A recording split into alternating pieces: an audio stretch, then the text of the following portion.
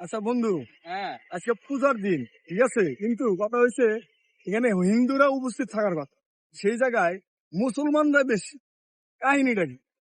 আসল কাহিনী যে সবাই মনে করে ধর্ম যার যার, উৎসব সবার, এই জন্য হিন্দু মুসলিম একসাথে আছে।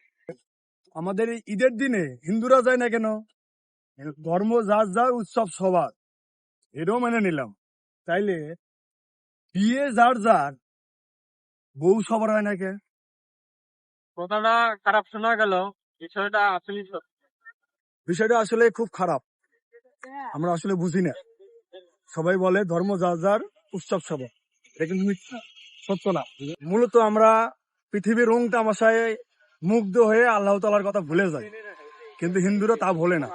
ওরা ওদের ধর্ম নিয়ে থাকার চেষ্টা করে, যার কারণে আমাদের কোনো উৎসবে হিন্দুরা যায় না, কিন্তু আমরা সব উৎসবেই যাই আর বলি ধর্ম যার যার, উৎসব সবার। এটা আসলে ভুল। এমন সময় আছে ভালো হয়ে যায়।